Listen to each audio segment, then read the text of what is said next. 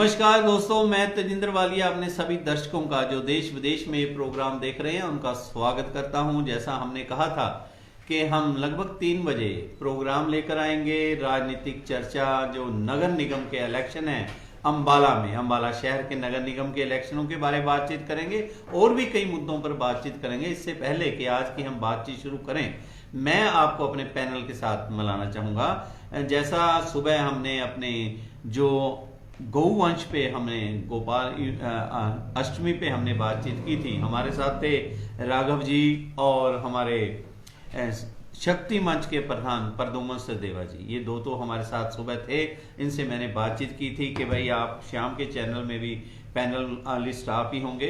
मैं फिर एक बार बता दूं, हमारे साथ राघव जी जो सोशल मीडिया के कोऑर्डिनेटर हैं नॉर्थ जोन हरियाणा के, जो कांग्रेस पार्टी से बिलोंग करते हैं, हमारे साथ हैं। नमस्कार जी। सोशल मीडिया का ये जो 4 विंग हरियाणा में बने हुए हैं, उनके नॉर्थ साइड की जो है सारा ये सोशल मीडिया देखते हैं। मेरे साथ दूसरे मेरे साथी, हमारे नौजवान साथी जो कुछ करने में विश्वास रखते हैं और गौ भक्त भी हैं और समय समय पर समाज सेवा में आगे बढ़कर हिस्सा लेते हैं। कोरोना वॉरियर के रूप में भी हम इनको सम्मानित कर चुके हैं। हनी रैना जी, हनी रैना आपका स्वागत करते हैं। और हमारे साथ हमारे मेरे भाई जो शक्ति मंच एक सोशल ऑर्गेनाइजेशन है जिसने कोरोना में, जब कोरोना की बीमारी चल भी रही है, इसमें बहुत बढ़ चढ़कर हिस्सा लिया और लोगों को जागरूक किया। और आज वो हमारे साथ हैं। एक सोशल ऑर्गेनाइजेशंस का पॉलिटिकल पार्टियों में या इलेक्शनों में क्या योगदान होना चाहिए, उन पे हम बातचीत करेंगे। हमारा मेन मुद्दा, हम बातचीत शुरू करने से पहले मुझे ये बताते हुए खुशी हो रही है, अब से कुछ देर पहले जब ये हम प्रोग्राम शुरू करने जा रहे थे, जो हम 5-10 मिनट लेट हुए हैं उसका रीजन भी मैं बता दूं। एक तो इंटरनेट की प्रॉब्लम मैं फिर डिस्कस कर रहा हूं हमारे सरकार से, हमारे विधायक जी से या प्रशासन से कि इंटरनेट की व्यवस्था को जरूर देखा जाए, क्योंकि बहुत स्लो हो जाती है चलते चलते, जिसमें कुछ दिक्कत आती है और प्रोग्राम में भी देरी इसलिए हुई। और उससे भी बड़ी एक चीज और, हमारे पास इटली से एक फोन आया।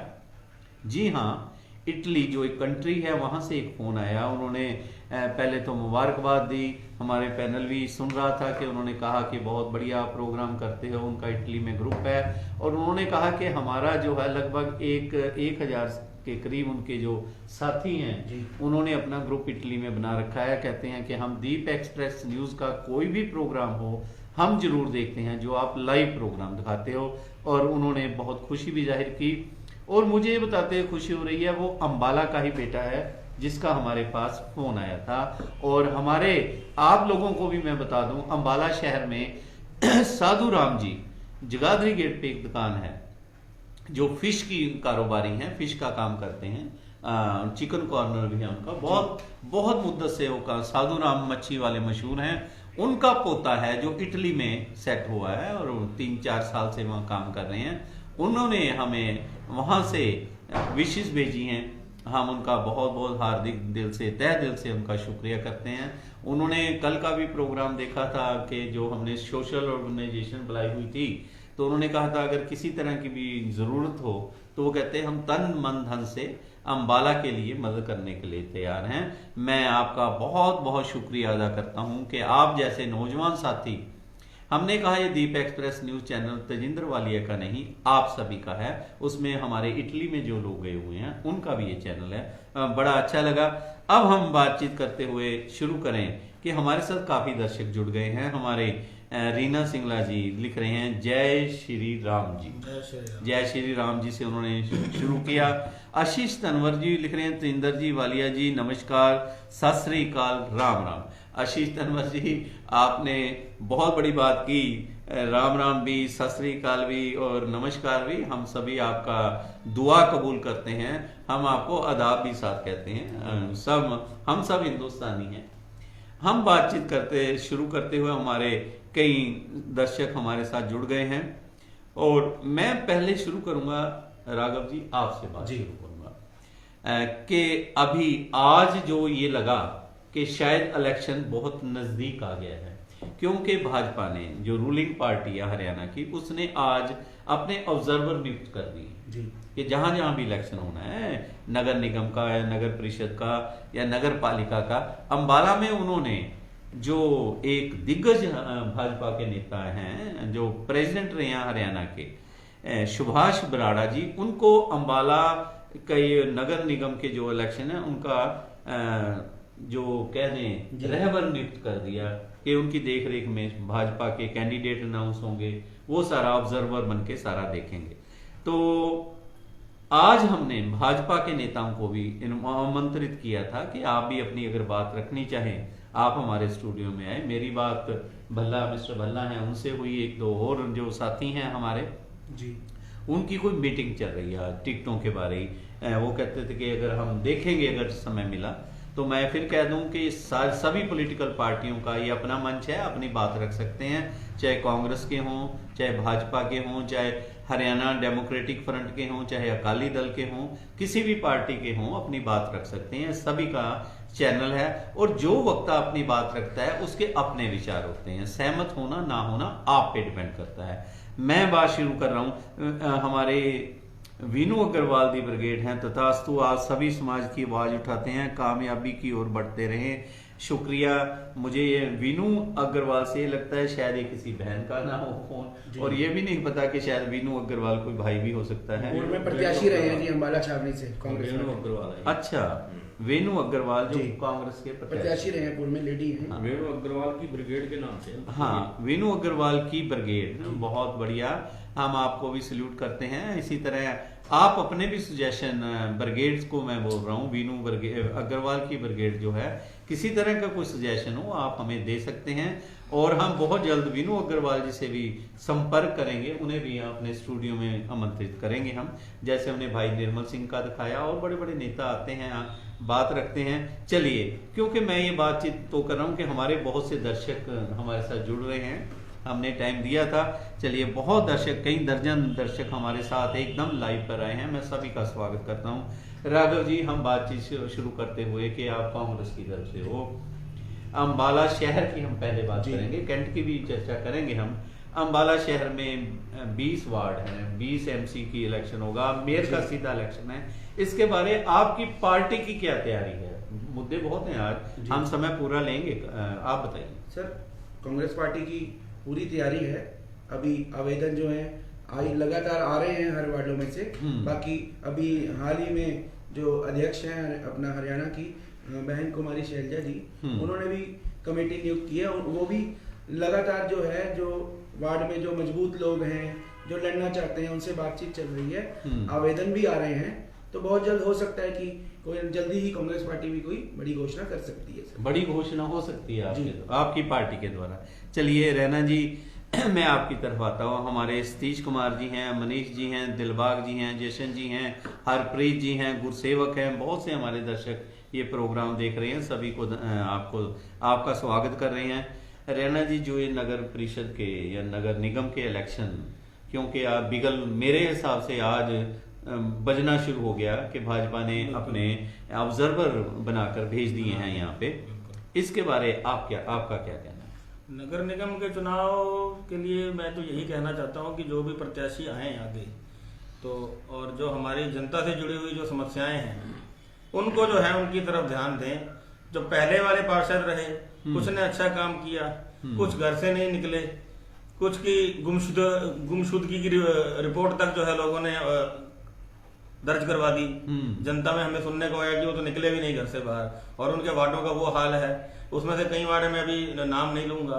तो मेरा ये चुनावों को लेकर ये है कि जो भी यह प्रत्याशी खड़ा हो, जनता उसे देखकर नगर निगम में भेजे, अपना आशीर्वाद देकर भेजे, और उसे भेजे जो उनके हकों की आवाज को, और रात को 12 बजे, 1 बजे, 2 बजे, कभी भी वो हम फोन करें, वो बंदा उनकी जनता के अंदर से ही वो बंदा हो तो वो ज्यादा बेटर रहेगा।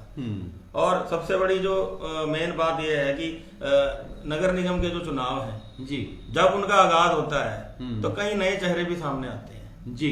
तो कईयों के अंदर शौक होता है कि हम चुनाव लड़ेंगे, लेकिन मैं फिर यही कहना चाहता हूं कि नगर निगम के चुनाव के अंदर आप जो अपने प्रत्याशी चुने, जिनको नगर निगम भेजे, वो आपकी आवाज को बुलंद करने वाले होने चाहिए। नहीं, बहुत बड़ी बात है। एक चीज जो अभी आपने हमारे राघव जी से भी सुना, ये कह रहे हैं कि बहुत जल्दी इनकी पार्टी भी कोई घोषणा करनी जा रही है, और हमारे समाज सेवी रैना ने कहा कि हमें वो चुनने चाहिए जो आपकी आवाज बुलंद कर सकें, आगे रख सकें, घर में बैठने वाले ना हों, या इस तरह की आपने बात की। गुमशुदा की भी आपने बात की, क्योंकि समय काफी हो गया था इलेक्शन का, क्योंकि समय पूरा होने के बाद 1-2 साल फालतू भी हो गए, तो उस वजह से भी हो सकता है। मैं बातचीत करता हुआ अब परदुमन जी, सचदेवा जी, आप एक सामाजिक संस्था से जुड़े हुए, एक नहीं कईयों से, कि आज के संदर्भ में अगर हम बात करें, पॉलिटिकल पार्टियां सबज बाग दिखाती हैं, ABC कोई भी पार्टी हो, चाहे इनकी कांग्रेस पार्टी हो, चाहे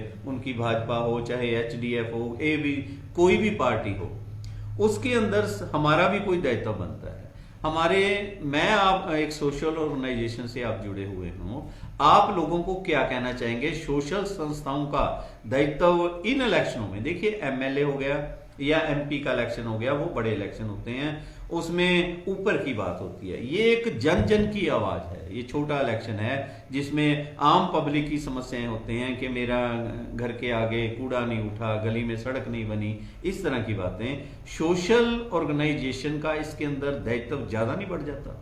उसके बारे आप 1 मिनट में क्या कहना चाहिए? बिल्कुल वालिया जी, आपने एक बहुत महत्वपूर्ण मुद्दा उठाया कि सामाजिक संस्थाओं का भी इस सारे परिदृश्य में, जब ये चुनाव जो है, ये क्योंकि लोकल बॉडीज का, नगर निगम का चुनाव है, ये स्थानीय चुनाव है जी, और स्थानीय मुद्दों के ऊपर ये लड़ा जाता है, और इसके लिए सामाजिक संस्थाओं की जिम्मेवारी भी उतनी ज्यादा बढ़ जाती है, क्योंकि जो बड़े चुनाव होते हैं वो राजनीतिक तौर पे ज्यादा लड़े जाते हैं, ये लोकल मुद्दों पे, विकास के मुद्दों पे और उसके मुद्दों पे और चेहरों के ऊपर ज्यादा लड़े जाते हैं जी। और पिछले काफी समय से वालिया जी मैं ये देख रहा हूँ कि काफी डिले हो गए हैं ये चुनाव, और अभी तक जो काम जो एक पार्षद को, जो चुने हुए नुमाइंदे को करना चाहिए जी, वो सारा फर्ज या तो सामाजिक संस्थाएं निभा रही थी, या आपके सोशल मीडिया के पत्रकार या साथी भाई जो गली गली में जाकर समस्याओं को उजागर कर रहे थे, उठा रहे थे, प्रशासन का ध्यान उसकी ओर दिला रहे थे जी। ये कड़ी एक ऐसी होती है जो पार्षद का चुनाव है कि पब्लिक के और प्रशासन के बीच की एक कड़ी होती है, जिसके माध्यम से हम अपनी आवाज को प्रशासन तक पहुंचाकर और अपने काम करवा सकते हैं जी। वो जो कि रिक्त पड़ी थी, अभी तक खाली पड़ी थी, और ये अच्छी बात है। मैं तो कहता हूँ कि ये चुनाव, ऐसे चुनाव जल्द से जल्द होने चाहिए, डेवलपमेंट के लिए होने चाहिए। पार्टी कोई आए, व्यक्ति कोई आए, अच्छे लोग आए, ये तो निश्चित है, हम चाहेंगे ही चाहेंगे, हर व्यक्ति चाहेगा कि अच्छे नुमाइंदे आए, जन सेवक आए, और जन सेवा के जो समाज सेवा की भावना को मन में लेके जो आगे आए। वो टीम 20 लोग अंबाला से चुने जाने हैं, एक मेयर चुना जाना है, तो ये 21 की टीम है, जो ये एक बहुत जबरदस्त सोशल वर्कर्स के तौर पे एक टीम ऐसी आए जिसके माध्यम से हम इस शहर की जो समस्याएं हैं उनके मार्फत हम काम करवा सकें। आपने अच्छी बात की। चलिए अभी खुल के मैं आपसे बात करूंगा। हमारे जशन जी हैं, राजनीतिक मंथन है, हमारे सोनू मनोचा जी लिख रहे हैं ग्रेट वर्क बाय तेंद्र वाले। चलिए हमारे रजनीश भल्ला जी हैं जो भाजपा के नेता भी हैं और वो भी ये प्रोग्राम देख रहे हैं। मैंने उनको भी पहले भी आमंत्रित किया था, फिर आमंत्रित करता हूं कि भाजपा के कोई भी नेता, कोई भी वर्कर या कोई भी उनका, अगर हम बात करें सेवक, अपनी बात रखना चाहे आकर हमारे स्टूडियो में हमारे साथ बातचीत कर सकता है। एक चीज और है, हमारी रीना सिंगला जी लिख रही हैं, रैना जी, हनी रैना जो खुलकर बताओ, वो लिख रही हैं। मैंने पूछ रहा आपसे, हनी रैना जी खुलकर बताओ कौन कौन घर से नहीं निकले ताकि दोबारा वो गलती ना हो सके। रीना सिंगला जी, आपने सवाल पूछा, इसके लिए बहुत बहुत आपका धन्यवाद है। इससे जो इस सवाल का जवाब जो है आपको जो है उन वार्डों की जो जनता है आपको दे देगी, क्योंकि राजनीति से हटके भी भाईचारा होता है, और सोशल मीडिया के ऊपर किसी का नाम ऐसे लेना तो ये भी आप समझ सकते हैं। बाकी मैं आपसे व्यक्तिगत रूप से जब आपसे मिलूंगा तो मैं आपको बता दूंगा। नहीं, ठीक बात है, अगर वो समय आपको देंगी तभी व्यक्तिगत रूप से वो तो अगर चलिए। खैर, हमारे आशीष तनवर जी लिख रहे हैं, सॉरी मैडम, उनको लिख रहे हैं, वो अब बात हमारे साथ कर रहे हैं जी। सॉरी मैडम जी, लेकिन यह कोई स्कूल या कॉलेज नहीं है कि MC को गलत या सही का नहीं पता। कि बिल्कुल बहुत बड़ी बात लिखी है कि एमसी को अपने सही या गलत का नहीं पता, ऐसे लोगों को दोबारा मौका देना जनता की गलती हो गई, जनता की गलती होगी अगर हम ऐसे लोगों को मौका देंगे। हमारे राजनीतिक मंथन से लिख रहे हैं जनता हित के कार्य कुछ नहीं हो, हाँ व्यक्ति विशेष के सैकड़ों कार्य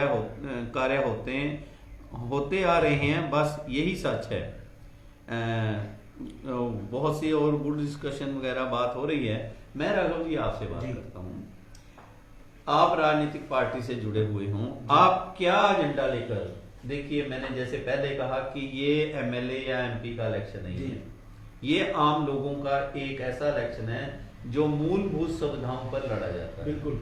इस पे आपकी पार्टी का क्या कहना है? क्या आपकी पार्टी का एजेंडा होगा कि आप सोशल मीडिया से जुड़े हुए हो, आजकल शायद प्रिंट मीडिया से और टेलीविजन से उनको बराबर की टक्कर दे रहा है सोशल मीडिया, हर एक बात में।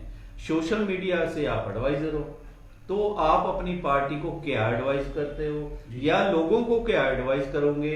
किस तरह की वोट डालनी चाहिए, किसको वोट डालनी चाहिए, कुछ बताएंगे आप? देखिए सर, मैं ये कहना चाहूंगा कि जनता जो है बहुत समझदार हो चुकी है, पढ़ी लिखी जनता है अम्बाला की जी।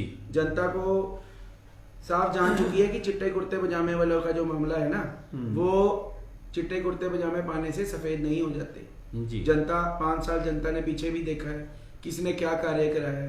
दूसरा मुद्दों की बात है, वो आपने ठीक कहा, ये कोई बड़े इलेक्शन नहीं है, इसमें हरियाणा के मुद्दे या देश के मुद्दे, अपने शहर की बात अगर की है, सबसे बड़ा मुद्दा जो मुझे लगता है कि लोग सबसे पहले जो आज एक मुख्य मुद्दा बना हुआ है वह आवारा पशुओं का। आप डिबेट भी उस पर रेगुलर करते रहते हैं, आज भी हुई। तो मेरे को तो ये लगता है कि सबसे मुख्य मुद्दा ये होगा, शहर के चौकों को सौंदर्य करने की बजाय पहले धरातल पर जाकर, गलियों में जाकर, वार्डों में जाकर यहाँ के जो लोग हैं उनको, जो सरकार में बैठे हैं उन्हें देखना चाहिए। वोट मांगे, ठीक है, सब पार्टियां अपने अपना वायदे करती है, लुभावने हर पार्टी करती है, लेकिन मैं आपको ये बात कहना चाहूंगा कि जनता जो है बहुत समझदार है, पढ़े लिखे को चुनेगी, जिस पे जनता को विश्वास होगा, जिसने काम किया होगा। ये तो एग्जाम है, एग्जाम में जो पास हुआ होगा उसका रिपोर्ट कार्ड आ जाएगा, जो फेल हुआ होगा उसका भी सामने आएगा। हमें कुछ बताने की जरूरत ही नहीं है, कुछ समय की बात है, सब कुछ जनता के सामने होगा। चलिए, आप भी एक मजे हुए राजनीतिक की तरह बात गोलमोल कर गए कि पढ़े लिखे होने चाहिए, ये होने चाहिए। मैं आ रहा हूँ आपकी तरफ जी। राजनीतिक मंथन लिख रहा है, वहाँ के जो साथी हैं, किस जगह को लेकर डिबेट हो रही है, प्लीज बताएं। राजनीतिक मंथन के मैं साथियों को बता दूं, जगह को लेकर डिबेट नहीं हो रही। हमारी अंबाला में नगर निगम के इलेक्शन होने जा रहे हैं, जो भी सरकार ने डिक्लेयर नहीं किए, डेट डिक्लेयर नहीं हुई, लेकिन ये पुरजोर लोगों में चर्चा का विषय है कि बहुत जल्द, शायद 2020 में ही ये इलेक्शन संपन्न हो जाए। इतनी जोरों से सरगर्मियां चल रही हैं। मंथन के भाइयों को मैं यह बताना चाहूंगा, हम उस विषय पर बहस कर रहे हैं, बात कर रहे हैं कि किस तरह के कैंडिडेट होने चाहिए, आम पब्लिक की क्या समस्याएं हैं जो राजनीतिक नेताओं तक पहुंचनी चाहिए, क्योंकि ये नगर निगम के इलेक्शन है। यहाँ के जो मुद्दे हैं, मैं दोनों भाइयों तीनों से पूछूंगा, जो भी आप इसमें पहले बात रखना चाहे, कि इसमें मुद्दे क्या हैवी होने जा रहे हैं, लोग क्या चाहते हैं। पहले रैना जी आप बात रखिए, फिर हमारे प्रदुमन जी बात रखिए। देखिए, जनता की जो नगर निगम के चुने हुए जो पार्षद होते हैं, उनसे एक ही डिमांड होती है कि जैसा कि आपने भी बताया अभी, कि उनके घर के बाहर एक तो कूड़ा करकट ना हो, और जैसा कि सरकार ने स्कीम चलाई हुई है कि घर घर से कूड़ा उठाकर वो डंपिंग ग्राउंड में छोड़कर आते हैं, तो वो भी जो है अभी पिछले 1-2 साल के अंदर उनकी सैलरी तक नहीं आई, लोग प्राइवेट जो है पैसे दे दे के उनको रख रहे हैं। तो ये भी बातें कहीं सामने आई हैं, आपके चैनल के माध्यम से भी आई हैं, और भी जो हमारे साथी हैं जो ग्राउंड लेवल पे काम कर रहे हैं, वहां से हमें पता लगा, क्योंकि आप जानते हैं कि मेरा एक सोशल कैंपेन गुहार चल रहा है जी, जिससे हम घर घर लोगों के जब हमने जाना शुरू किया, अभी तक हम तकरीबन 500 लोगों के घर हम जा चुके हैं। और वहां से हमें जो मेन एक जो मुद्दा निकल के सामने आया, एक तो गार्बेज कलेक्शन का मुद्दा है कि वो लोगों को क्या कर रहा है, वो उनको पैसे देने पड़ रहे हैं उनको प्राइवेटली, कोई 50 रुपए, कोई 20 रुपए, कोई 30 रुपए।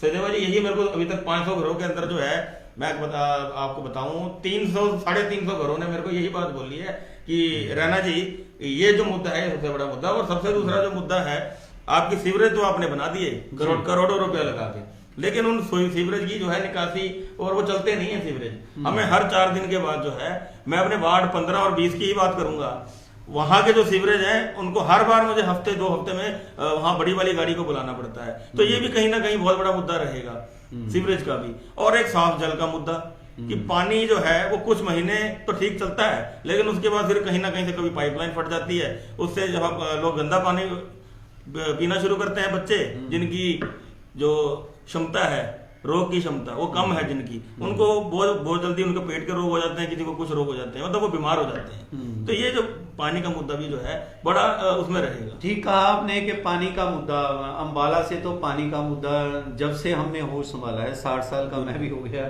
किसी न किसी तरह से पानी का मुद्दा अंबाला से जुड़ा हुआ है। इस पे भी हम चर्चा करेंगे। हमारे आशीष तनवर जी लिख रहे हैं, सॉरी राघव जी, अगर जनता समझदार हो गई तो फिर वो पार्टी से ऊपर उठ गए चिट्टे कुर्ते पजामे वालों की बजाय किसी काम करने वाले उम्मीदवार को ही चुनेगी, चाहे वो आजाद पार्टी ही क्यों ना हो।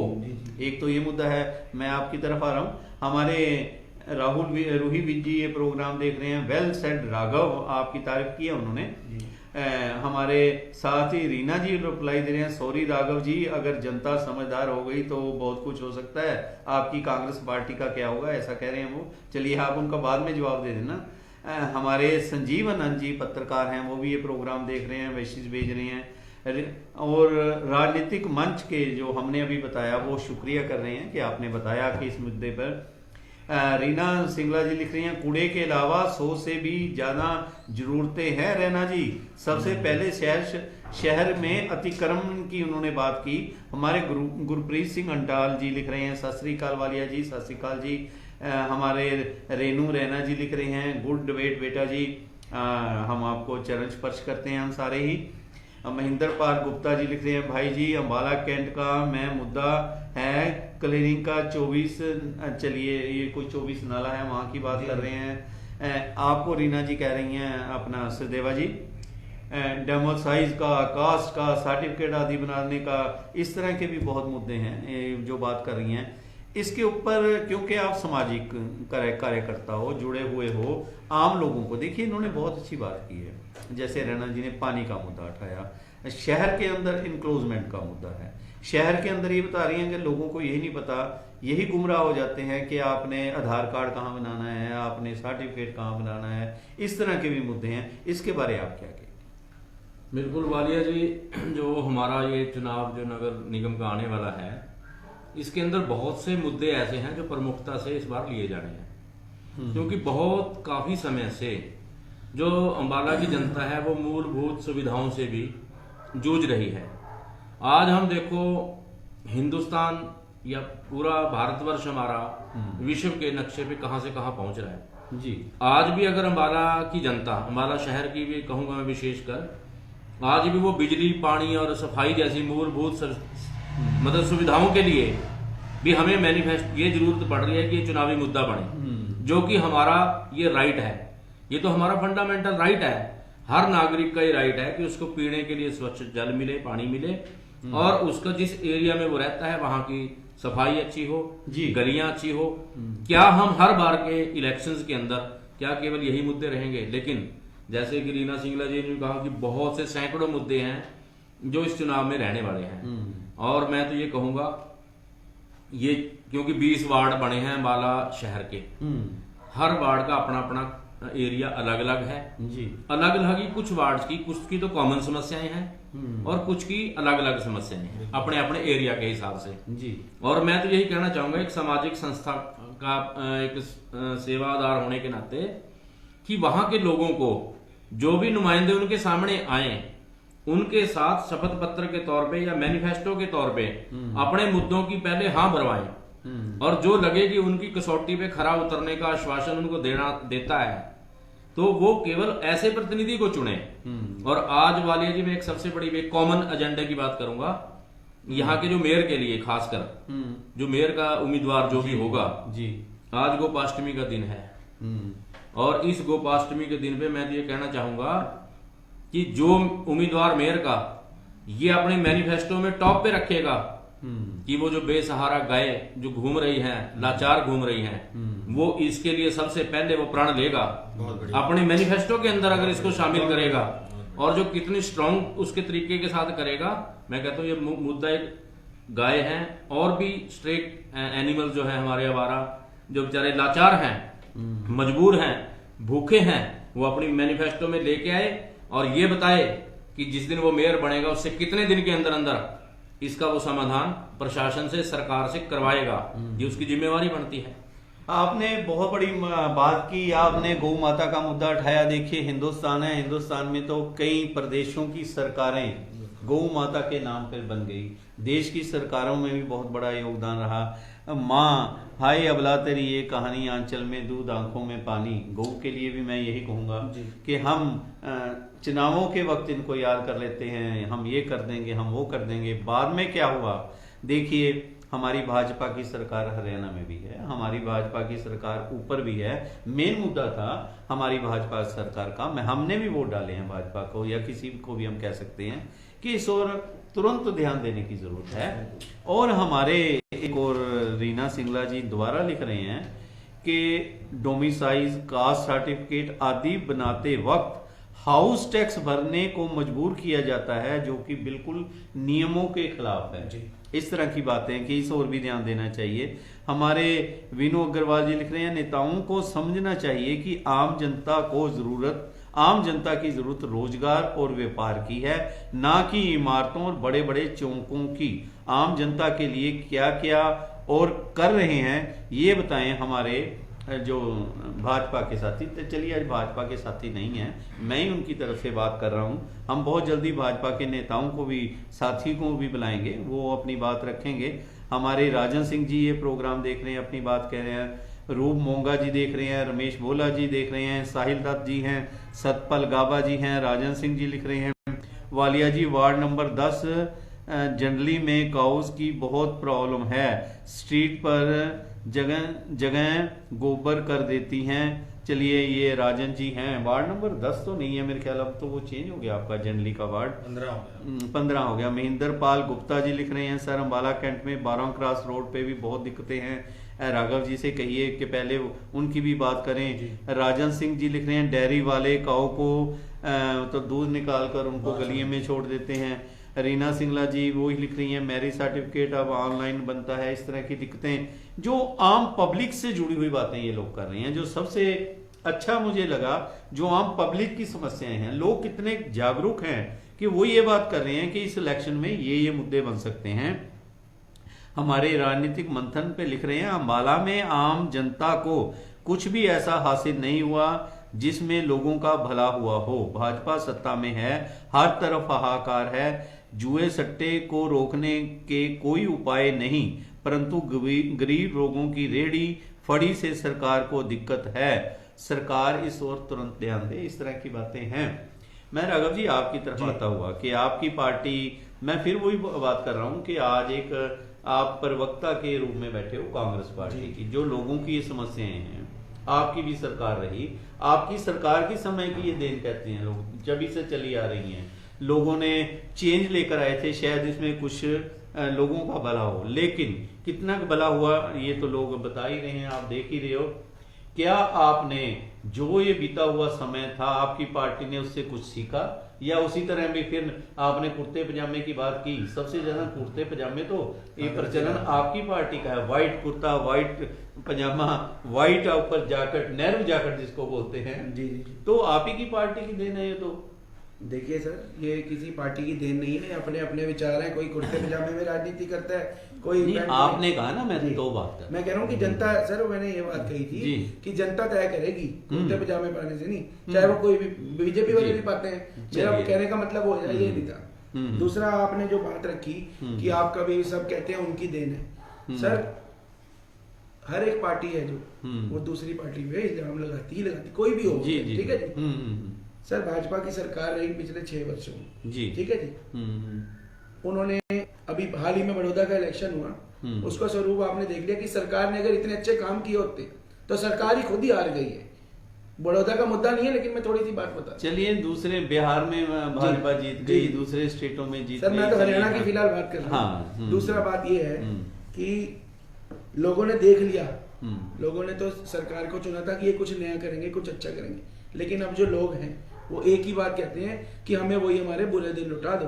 कहने का उनका भाव यह है अच्छे दिन कोई नहीं आए, जो पीछे था कम से कम इससे बेहतर था। तो आप हमने भी समय समय पर जो ये सरकार की जो नीतियां हैं इसके खिलाफ, जिससे जनता में रोष था, उसको लेकर भी हर समय समय पर प्रोटेस्ट होते हैं। आप अपने चैनल के माध्यम से भी दिखाते हैं। ऐसा नहीं है कि हम जनता के साथ नहीं खड़े होते, उनकी आवाज उठाने का। मैं आपसे एक बात बोलना चाहता हूँ, एक सामाजिक कार्यकर्ता के तौर पर आप पार्टी के तरफ से बैठे हैं, आपने भी देखा होगा कि पिछले जो टाइम में जो भी हमारे पार्षद थे उनमें आधे से ज्यादा जो पार्षद थे वो कांग्रेस पार्टी के थे। और उन्होंने क्या कर लिया, मेरे को गुहार आज संस्था क्यों चलानी पड़ी, मुझे इसकी इसलिए जरूरत पड़ी क्योंकि वो काम करके राजी नहीं थे। और अब उनके पास ये बहाना होता था कि 2 साल हो गए जी हमारा कार्यकाल निकल गया है। तो मतलब जब तक वो कार्यकाल में थे तब तक ही उनका काम था, उसके बाद जो काम करे वो लोग करें, सामाजिक कार्यकर्ता। आज भी वो भूमिका निभा रहे हैं। कौन निभा रहा है? किसी को कोई साइन करवाना होता है, किसी को सर्टिफिकेट पर कुछ काम होता है, तो आज भी मेरे को अभी साइन नहीं राघव जी देखिए, मैं साइन की बात आती है तभी कुछ दिन अभी पहले, 4 दिन पहले की बात है,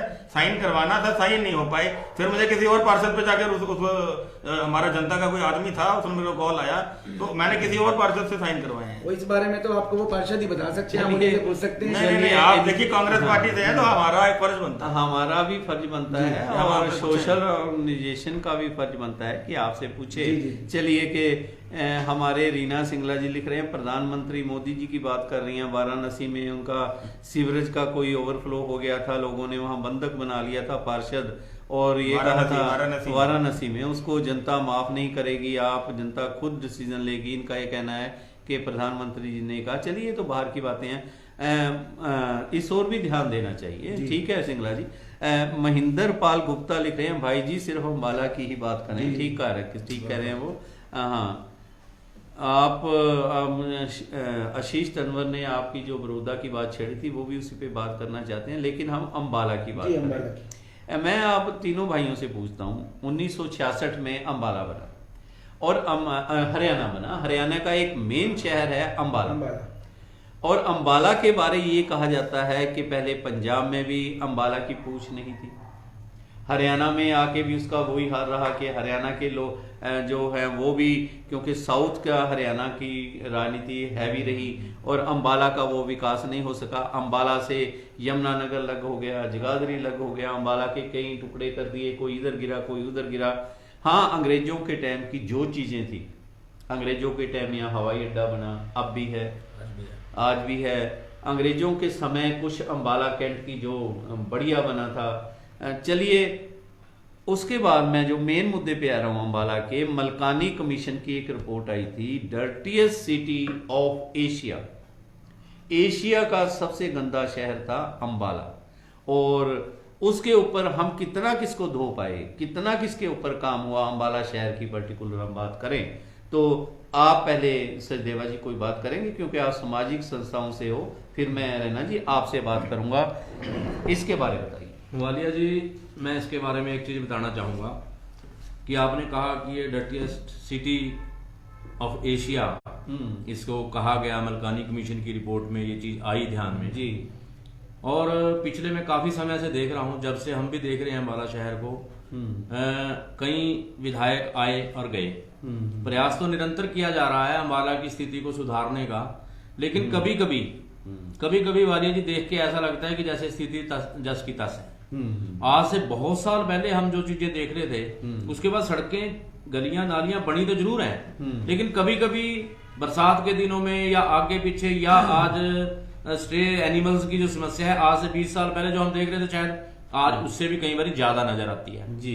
तो कई समस्याएं तो ऐसी हैं जो आज भी मुंह बाए खड़ी हैं। तो शायद आज भी वो मलकानी कमीशन आए तो शायद उसको फिर दोबारा सोचने में मजबूर होना पड़ जाए कि जो मैंने कहा था, दावे जो मर्जी करें हम, अब उसको एक्सक्यूज हम जो मर्जी ले लें कि शहर की स्थिति ऐसी है जी, कोई इसको बता देता है कि इसकी शेप कटोरे जैसी है जी, हम कोई भी एक्सक्यूज करके यदि ये कहें कि यहाँ पे ये नहीं हो सकता, पानी की डिस्पोजल है, पानी की सप्लाई बाहर निकलने की बात है, आज वो जस की तस है, उसमें क्या सुधार हुआ? जो पहले यहाँ नदियां नाले बन जाया करते थे बरसात के दिनों में, आज भी वही है।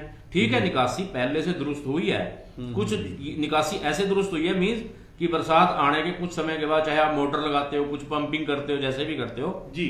लेकिन एक बात मैं वालिया जी बहुत बड़ी और कहना चाहूंगा जी, इसके साथ ही इस बार का जो ये चुनाव है, इसमें मैं ये अपील करना चाहूंगा सभी सामाजिक संस्थाओं से, क्योंकि मैं किसी राजनीतिक पार्टी से जुड़ा हुआ नहीं हूं जी, मैं तो एक सामाजिक संस्था इसीलिए से जुड़ा बुलाया हूं। है मैंने, मैं सामाजिक संस्था से जुड़ा हूं, लेकिन सामाजिक संस्थाओं का भी एक दायित्व बनता है कि वो इस बार सजग होके आए मैदान में। केवल ये नहीं कि हम लोग सामाजिक संस्थाओं के लोग केवल सेवा करने के लिए जब मुसीबत आती है हमें आगे किया जाता है। एक दोनों के लिए रोक रहा हूँ, राघव जी भी सुन रहे हैं मेरी बात कि सामाजिक संस्थाएं, मैं बहुत बड़ा आरोप टाइप लगा रहा हूँ आप, बिल्कुल बहुत आरोप लगाना चाहिए। आप लोग पॉलिटिकल पार्टियों के पिछलग्गू बन जाते हैं। यस, यही मैं कहने जा रहा था। जो आप कह रहे हो, पार्टियों के सामाजिक संस्थाएं पिछलग्गू बन जाती हैं कि भाई हमें ग्रांट मिल जाएगी, या हमें कोई ओहदा मिल जाएगा, या हमें कोई अच्छा कोई रेस्ट हाउस में बैठने को कमरे खुल जाएंगे जहां पर हम चाय पानी पी जाएंगे। अमूमन ये होता है, ऐसा होता है। इसके बाद इसी के ऊपर मैं कहने जा रहा था जी। इस बार सभी सामाजिक संस्थाओं को अब हमने पिछलग्गू नहीं होना है। अब हमने पिछलग्गू करना है तो नेताओं को करना है। आज हर वार्ड के अंदर, और मैं सभी सामाजिक संस्थाओं को पीछे कोरोना काल में भी जिन्होंने बहुत बड़ा योगदान दिया, मैं उनको सबको कहूंगा कि सभी सामाजिक संस्थाएं मिलकर एक ऐसी कोऑर्डिनेशन कमेटी बनाएं जो पूरी इस इलेक्शन की प्रक्रिया पे वॉच रखे। दूसरा, हर वार्ड के अंदर अपनी टीम बनाओ, वो अपना पहले अपना एजेंडा तैयार करेगी और वहां खड़े उम्मीदवारों को फ्रेम के अंदर लगाकर अपना अपना एक मांग पत्र दें कि ये लो, और उसके घर में सजा हो वो कि ये डिमांड हमारे वार्ड की पूरी होनी चाहिए। ये सारी हर एक 20 के 20 वार्ड के फ्रेम में लगा के देने का सामाजिक संस्थाएं काम करेंगी। चलिए, बहुत अच्छी बात है। मैं एक वाले इसके साथ जोड़ के कहना चाहूंगा, हाँ प्लीज, इसके साथ ये जोड़ के कहना चाहूंगा, ये नहीं कि केवल मांग पत्र की बात है। मैं अपने विश्वास से कह रहा हूं, मैं स्वयं प्रयास करूंगा जी। हमारी एक मैनिफेस्टो इम्प्लीमेंटेशन कमेटी बनेगी सभी सामाजिक संस्थाओं की। बहुत अच्छी बात। जो मैनिफेस्टो होगा हम उसको भी संभाल के रखेंगे अपने पास चुनाव से पहले। उसके बाद वो इम्प्लीमेंटेशन कमेटी उस काम को इम्प्लीमेंट करवाने का काम करेगी। जो नेता नहीं करेगा, फिर वो जो कहते हैं राइट टू रिकॉल, तो जनता कम से कम हमें कानूनी तौर पे नहीं लेकिन हम सामाजिक तौर पे रिकॉल जरूर ऐसे लोगों को करेंगे कि आपने ये वायदा किया था मेरे फलां वार्ड के अंदर। नहीं, बहुत अच्छी बात है। रैना जी, इस पे आप आधे मिनट में कोई बात रखेंगे? जो आपने बहुत बड़ी बात आपने जो बात अभी कही थी कि एशिया का सबसे डर्टी जो हमारा अम्बाला आया था, तो मैं इसमें ये बोलना चाहता हूँ कि इसमें थोड़ा सा जो है हमारे को भी सजग होने की जरूरत है। भाई हम जो अपना कूड़ा है उसको ऐसे ओपन में ना फेंकें। ठीक है, सरकार नहीं कर रही या पार्षद काम नहीं कर रहे या कुछ कर रहे हैं, तो इसमें हमारा भी थोड़ा सा दायित्व बनता है जी कि हम जो है कूड़ा करकट या और गंदगी जो है ना फैलाने का काम करें। तो ये हमारा ये हम ये सोचें कि हम एक देश की सेवा कर रहे हैं। चलिए, तो समाज सेवा के तौर पे हम ये काम करें। चलिए, पिछले जब से देश आजाद हुआ है आप लोग देश की सेवा कर रहे हैं, करनी चाहिए देश की तो सेवा, उसका भी कोई हिसाब होता है देश की सेवा करने के लिए। और अगर हम ही देश की सेवा करें फिर सरकारों का या इन इलेक्शनों का तो कोई औचित्य ही नहीं रह जाता, हम ही करी जाए सेवा। वो तो बात होगी पहले ना, वो तो कर ही नहीं रहे ना। वही मैंने अभी राघव जी से पूछा भी, जब आपकी पार्टी के पार्षद थे तो उन्होंने क्या किया। चलिए, इस पे आगे बात करते हैं। हमारे सोमनाथ भाटिया जी, ये हमारे नवे व्यूअर्स हैं, हम इनको जी आयन कहते हैं। महेंद्र पाल गुप्ता हैं, ये अम्बाला कैंट से हैं, ये भी हमारे नए व्यूअर्स हैं। ये भी बहुत देर से हमारा प्रोग्राम देखते हैं। इन्होंने कहा कि इन्होंने पहली बार कहा है सिर्फ अम्बाला की बात करें, इलेक्शन ओनली अम्बाला कैंट या अम्बाला शहर की म्यूनिसिपल कमेटी का है। इन्होंने कहा, महेंद्र पाल जी ने एक बहुत अच्छी बात लिखी है भाई, विज जी ने अम्बाला को न्यू सिविल हॉस्पिटल दिया, दिस इज ग्रेट जॉब। बहुत बड़ी बात है कि अम्बाला कैंट में सिविल हॉस्पिटल बना है, बहुत अच्छी बात है। और गृह मंत्री का वो अपना क्षेत्र है, और इसी तरह औरों को भी सोचना चाहिए, अपने अपने क्षेत्र में कार्य करें। सिर्फ हम छोटे छोटे बाजारों तक या जैसे आपने बात चौक की बात की वहां तक, उनसे ऊपर उठ के भी थोड़ा सा हम ध्यान दें और देखें। और हमारे एक रीना सिंगला जी हैं, वो लिख रही हैं कांग्रेस का सफेद कुर्ता पजामा, आपको फिर पकड़ गए हो, कांग्रेस का सफेद कुर्ता पजामा ही तो उनको ले डूबा था। जनता की दृष्टि अब अर्जुन दृष्टि बन चुकी है। कांग्रेस के दाग दिखाने में 60 साल लगे, अब 6 साल में ही चिड़िए की आंख दिख गई है जनता को, वो तीर ठीक जगह मारेगी, इनका ये कहना है। अमरजीत कौर हैं, डॉक्टर सुरेंद्र आलूवालिया जी सत श्री अकाल, आप भी लिख रहे हो, मैं भी आपको सत श्री अकाल राम राम कह रहा हूँ। अम्बाला कैंट की बात की है इन्होंने, प्लान सिटी या ब्रिटिश रूल के समय से ये लिख रहे हैं। Ambala cantt well plan city as per British rule but over municipal councillor favour encroachment holder. यही बात महेंद्र गुप्ता जी, जो बात आप कह रहे हो यही मुद्दे हैं, इन्हीं मुद्दों को लेकर आपको चलना पड़ेगा, यही बात कर रहे हैं। मैं अब बात कर रहा हूं जो बहुत पते की बात हमारे भाई ने की, प्रदुमन जी ने, कि हम एक मांग पत्र रखेंगे या उसमें हम अपनी वो प्रॉब्लम्स रखेंगे, ये हमारी हैं, रीकॉल का इन्होंने कहा, इस तरह की बात है। इससे आपकी कांग्रेस पार्टी को कम कभी नहीं लगती? सर कोई कभी नहीं है, लोग या पब्लिक अब जाग चुकी है। सर बढ़िया बात इन्होंने कही, मैं सहमत हूँ उनकी बात से, कि जो आप जिसको चुनते हो अगर वो काम नहीं करता, तो कोई भी हो, तो जनता का हक है उसको घर बिठाने का। जब आप जनता के नुमाइंदे बनते हो, काम नहीं करते, तो जनता का हक है उसको बिठाने का। लेकिन जो अभी ये इन्होंने लिखा, ये रीना सिंगला जी ने, कुर्ते पजामे वाली बात पे मैं आऊंगा, कि ये जो कुर्ते पजामे वाली दाग वाली जो आप बात कह रहे हैं, ये बीजेपी के कुछ एक टीम है, जैसे कहते हैं ना पेड टीम या कुछ बोलने वाले, अपनी खामियां छुपाने के लिए, ये उनमें से वो लोग हैं जो अपनी खामियां छुपाने के दूसरों पे लांछन लगाते हैं। आप हमें 60 साल की बात कर रहे हैं, आप अपने 6 साल का तो बताइए। जिस प्रकार से उन्होंने ये लिखा है 6 साल के अर्जुन की तरह चिड़िया की आंख। चलिए खैर, हाँ क्या बात कर रहे हैं? आगे मैं बताना चाहूंगा, शहर में जिस प्रकार से अवैध निर्माणों की बारिश हुई पड़ी है सर, उसमें कहीं ना कहीं जो अधिकारी मिले हैं, कहीं ना कहीं जो है उनको मिली भगत से करके जो अवैध निर्माण यहाँ चल रहे हैं, सबसे पहले तो उस पर नकेल कसेगी सरकार, कसने का काम नहीं कर रही, ठीक है। वो जनता उसको भी भली बात, ये भी बहुत बड़ा मुद्दा है अम्बाला शहर में, रोज आप देख रहे हैं जगह जगह अवैध निर्माणों की झड़ी रही है। और मैं आपको खुद बताता हूँ, मैंने भी 1-2 कंप्लेंट की हुई है, जिसका सरकार पे कोई जवाब नहीं, ना वो देने को कोई तैयार है। चलिए, आपने कहा सरकार जवाब देगी, अगर सरकार जवाब नहीं देगी तो लोग जवाब ले लेंगे आने वाले इलेक्शनों में। हमारे सोम नागपाल जी ये प्रोग्राम देख रहे हैं, बहुत से और साथी हैं, सभी का नाम एकदम नहीं लिया जाता। संजय शर्मा जी लिख रहे हैं, वालिया साहब आपने कहा अंबाला में सिविल हॉस्पिटल बना, क्या वहां पहले सिविल हॉस्पिटल नहीं था? संजय शर्मा जी, मैं आपको एक बात बताऊं, वैसे तो मैंने ये नहीं कहा, हमारे एक व्यूअर्स ने कहा था कि अंबाला कैंट में सिविल हॉस्पिटल बना। मैं आपको बता दूं कि वहां सिविल हॉस्पिटल था, बहुत छोटा था, आप भी जानते हो, और वहां पे मैं कई बार गया हूं, किसी भी उस संदर्भ में ला लो, या ब्लड डोनेशन कैंप में, या उससे पहले किसी भी तरह, बहुत छोटा हॉस्पिटल था, और बारिशों में वो पानी इकट्ठा हो जाता था, छतें चूती थी। लेकिन उस हॉस्पिटल को रिवेन्यूएशन, उसकी जो हम कहते हैं रेवोनेशन सारी करवाई, और करोड़ों रुपए का प्रोजेक्ट उसमें ट्रॉमा सेंटर बना, उसमें बड़ी बड़ी फैसिलिटीज आई। देखिए, जो अच्छा काम है हमें अच्छा कहना चाहिए कि उस हॉस्पिटल का जीवनदार हुआ, अगर मैं कहूं, मैं ये शब्द कह रहा हूं, शायद आपको भी अच्छा लगे।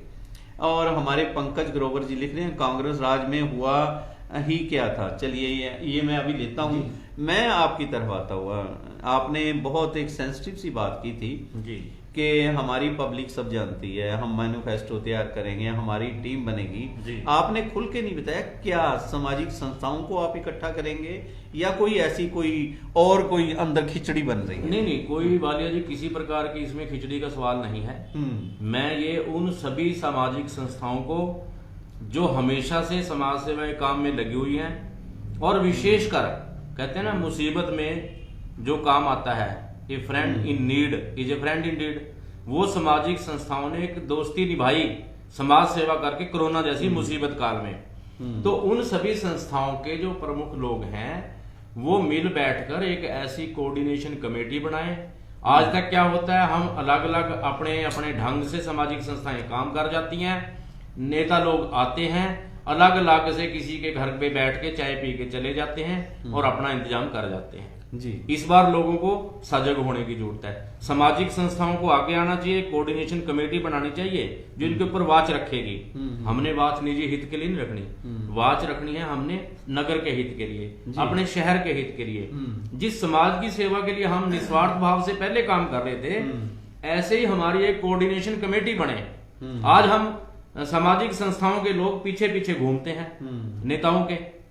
नेताओं को हम सामाजिक संस्थाओं के पीछे घूमना चाहिए जो वास्तव में जो कहते हैं नीम की ईंट बन के, रीढ़ की हड्डी बन के बुरे वक्त में भी समाज की सेवा में काम करती हैं। मेरा कहने का भाव ये है, कोई ये नहीं मैं कर, और ये भी नहीं है कि किसी एक पार्टी के लिए जो भी चुन के आएगा नुमाइंदा, चाहे वो किसी पार्टी का आए, जवाबदेही होगी उसकी। इस बार किसी को सामाजिक संस्थाएं छोड़ने वाली नहीं है। झूठे वादे करके अगर कोई आ भी गया गलती से, उसके बाद उसकी नकेल कसने के लिए एक उनकी मैनिफेस्टो की इंप्लीमेंटेशन करवाने के लिए कमेटी वो उसका कान खींचने के लिए तैयार रहेगी, और चाहे उसके लिए कानूनी और किसी प्रकार की प्रक्रिया से गुजरना पड़े, वो जनता की प्रहरी बन के उनके आगे फिर खड़ी होगी ढाल बन के, कि ये नहीं कि हर एक व्यक्ति उस एरिया का जाके मोहल्ले वाला बेचारा धक्के खाता रहेगा। वो कोऑर्डिनेशन कमेटी कोशिश करेगी कि वहां के प्रतिनिधि को, विधायक को, सांसद को, किसी को भी मिलना पड़े, इवन के मुख्यमंत्री तक मिलना पड़े, वो कोऑर्डिनेशन करके वहां के काम करवाने के लिए अपना प्रयास करें। सिर्फ एक बात मैं आपसे और पूछना चाहूंगा कि मैं राघव की तरफ जाऊं क्योंकि इनको समय नहीं मिला। आपने कहा कोऑर्डिनेशन कमेटी बनेगी, सीएम के पास भी जा सकते हैं, या ऐसे वैसे आपने बात की, या एक वार्ड की बनेगी या शहर की बना रहे हो? मैं कहता हूं कि वार्ड के अंदर तो सब कमेटीज बनेगी। अच्छा। पूरे शहर के अंदर एक टोटल नगर की 20 वार्डों की एक कोऑर्डिनेशन कमेटी, क्योंकि मेयर जो चुना जाना है वो पूरे नगर से चुना जाना है। इस बार 2 वोट पड़नी है, उसके पैरेलल एक आप हमारी, उसके पैरेलल कोई नहीं। राजनीतिक संस्थाओं के साथ हमारी कोई बराबरी नहीं हो सकती। हमारी तो समाज सेवा के काम में बराबरी की हिस्सेदारी तो हो सकती है जी, कि हम वो जिम्मेवारी हम भी लेने को तैयार हैं। मेरा ये सुझाव है कि सारी सामाजिक संस्थाओं को आगे आकर एक पूरे, सारी सामाजिक संस्थाओं की पूरे शहर की, चलिए, और वार्ड वाइज सब कमेटी आपकी बहुत बड़ी बननी चाहिए ताकि वो सही नुमाइंदा भी चुने और उसका कान पकड़ के काम भी करवाएं। बहुत बड़ी बात इन्होंने की है ना जी, आप भी इनकी बात से सहमत होंगे कि सामाजिक संस्थाओं को इकट्ठा होकर ऐसा कोई कार्य करना चाहिए, और इन्होंने, मुझे लग रहा है कुछ ना कुछ शहर में हो रहा है। आपके अंबाला में लोग जागरूक हो चुके हैं। अच्छा लगता है जब वो बराबर की अपनी हिस्सेदारी की मांग करें कि भाई अब मैं भी जवान हो गया हूँ, मुझे भी नौकरी चाहिए, मुझे भी सत्ता का वो चाहिए। और सामाजिक संस्थाएं अगर एकजुट होकर ऐसा कोई कार्य करती हैं, और उसमें एक तरह की राजनीतिक नेताओं पर नकेल टाइप लग सकती है, जो मैं शब्द शायद ना ये यूज करना चाहूँ, लेकिन ये जरूरी है कि राजनीतिक नेताओं पर जब तक पब्लिक की नकेल नहीं लगेगी, ये इसी तरह कार्य करते रहेंगे। पंकज ग्रोवर जी आपको लिख रहे हैं, कांग्रेस राज में हुआ ही क्या, अब सुपड़ा साफ हो चुका है कांग्रेस का, नौकरियां भी जो भी लगी सब सिफारिश से लगी हैं। मैं 10 लोगों को जनता जानता हूं जो चमचे थे वो आज गवर्नमेंट जॉब में हैं। पंकज जी इससे पहले ये जवाब दें, इनका तो सुपड़ा साफ हुए काफी समय हो गया। अब तो पिछले काफी समय से भाजपा की सरकार है। 10 लोग जो चमचे, अब तो वो बुजुर्ग हो गए होंगे, पता नहीं चमचागिरी की भी नहीं की। अब आप अब की बात कर रहे हो, आपकी सरकार की या कांग्रेस सरकार की? और एक चीज और, हमारे जतिंदर मल्ली जी कनेडा से ये प्रोग्राम देख रहे हैं, जो हम चारों ही उनको सल्यूट करते हैं कि वहाँ भी सुबह का टाइम है और आप हमारा ये प्रोग्राम देख रहे हैं। मल्ली जी अच्छा लगेगा, आप कोई कमेंट्स भी हमें करें, और सबको नमस्कार भी कर रहे हैं। रीना सिंगला जी लिख रहे हैं, सारे शहर में सत्ताधारियों ने कब्जा कर रखा है। अनिल सागी जी ये प्रोग्राम देख रहे हैं। महेंद्र पाल गुप्ता जो कैंट से हैं वो लिख रहे हैं, why required government job self dependent बनिए, for government job fight in exam. चलिए आपका अपना सोचना है। आशीष तनवर जी लिख रहे हैं, सर अगर सिर्फ एजुकेशन की प्रॉब्लम सॉल्व कर दी जाए जनता की, तो फिर जनता अपने आप सब काम करवा लेगी। ये भी एक बहुत मुद्दा है। तनवर जी, बहुत अच्छी आपने बात लिखी है कि सिर्फ एजुकेशन की ही ये भी एक मेन प्रॉब्लम है। मूलभूत सुविधाएं हैं भाई, उनमें ये एजुकेशन भी एक आती है। महेंद्र पाल जी कह रहे हैं कि गवर्नमेंट सर्विस की जरूरत ही क्या है, आप सेल्फ डिपेंड बनिए। महेंद्र गुप्ता जी, फिर वही आप वाली बात के सेल्फ डिपेंड क्या बने। आपके अम्बाला कैंट में ही एक हमारा साथी, मेरे पास वीडियो आई है उनकी, हमारे रिपोर्टर ने भेजी है, वो शायद हमने डाली भी है मैंने अपनी फेसबुक पे और अपने आईडी पे।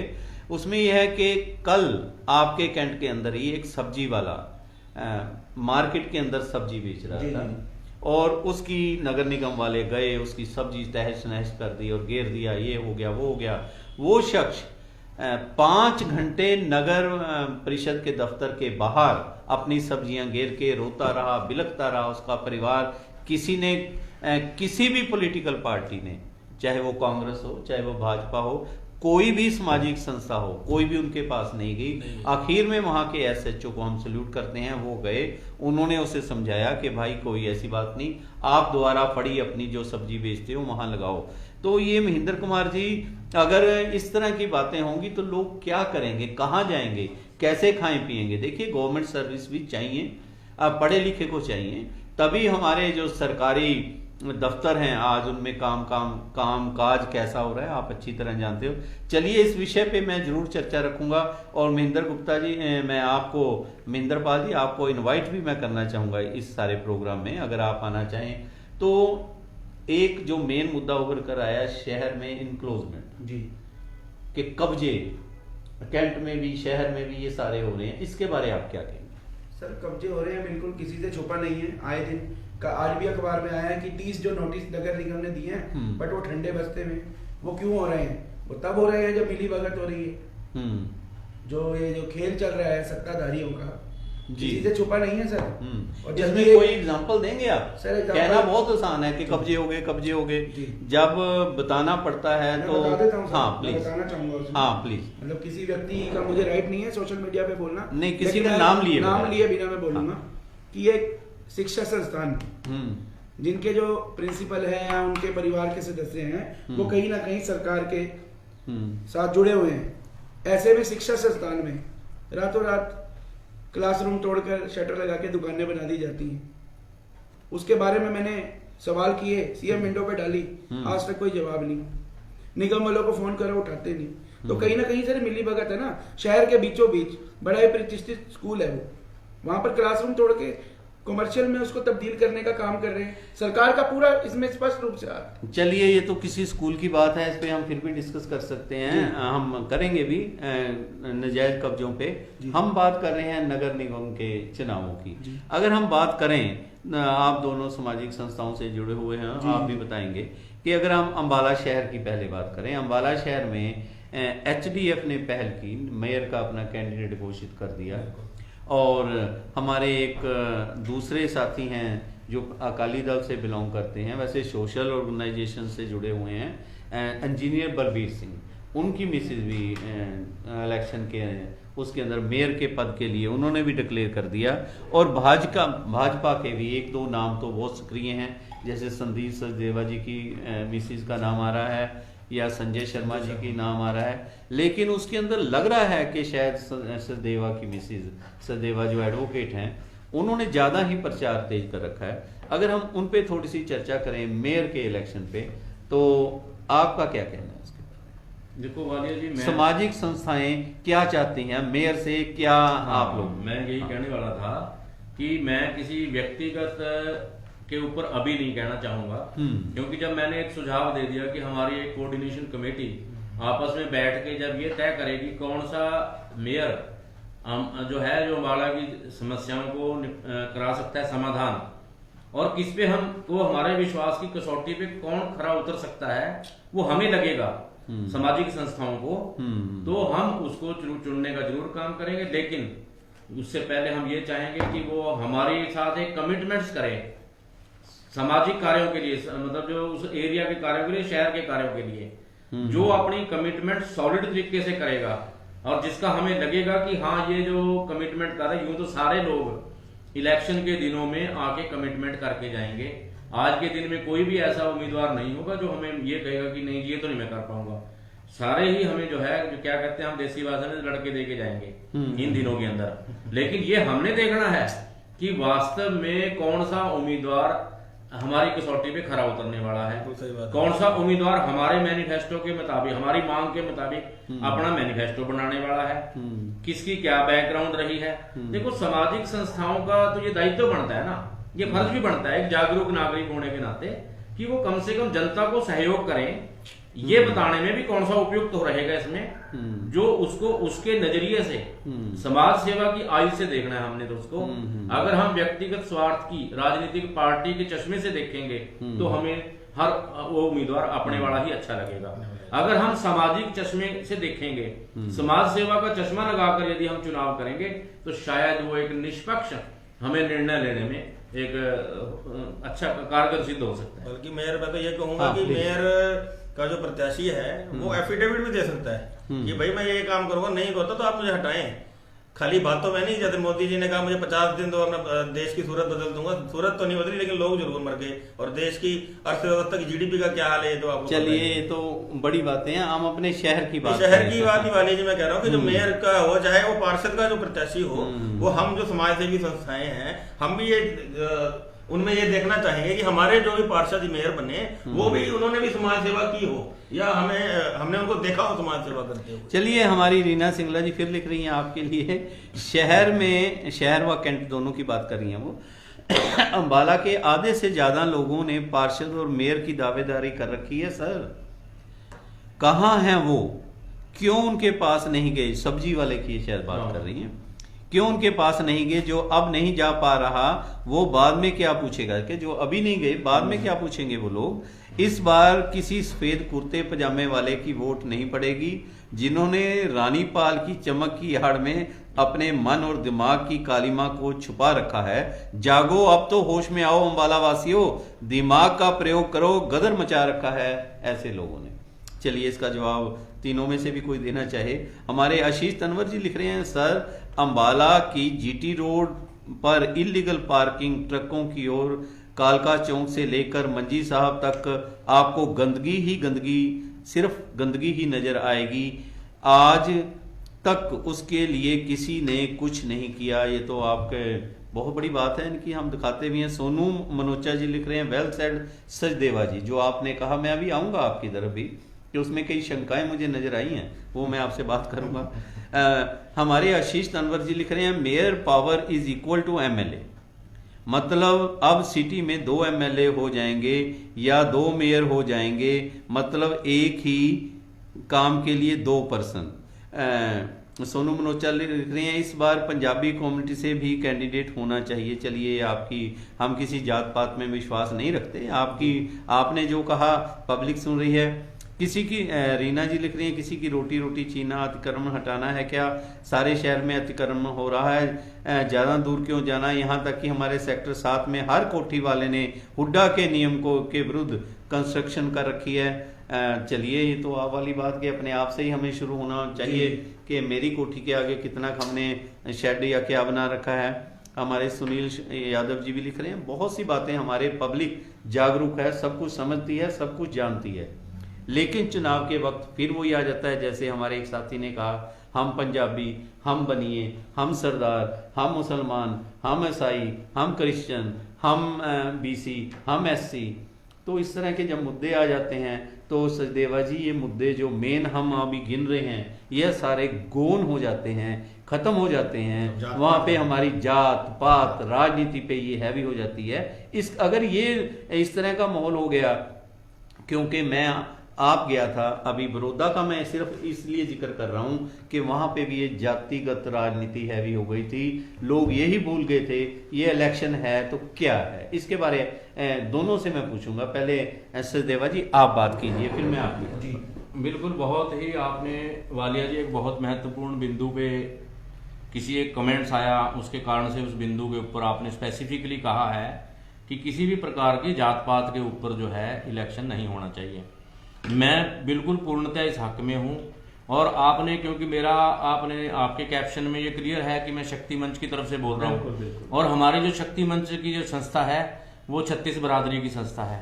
उसका मुख्य उद्देश्य ही राष्ट्रीय एकता, सामाजिक समानता और सर्वधर्म समभाव है जी। जिस संस्था के नुमाइंदे के नाते भी मैं यहाँ बैठा हूँ वो छत्तीस बिरादरी को जोड़ने के मकसद से हमारा, आपको अगर आप हमारा कॉन्स्टिट्यूशन भी पढ़ोगे, मैं विधान आपको दिखा सकता हूँ शक्ति मंच का, आप उसको पढ़ सकते हैं। उसका एक एक शब्द में ये लिखा हुआ है कि समाज में आपसी भाईचारे की भावना को कैसे बढ़ाया जाए।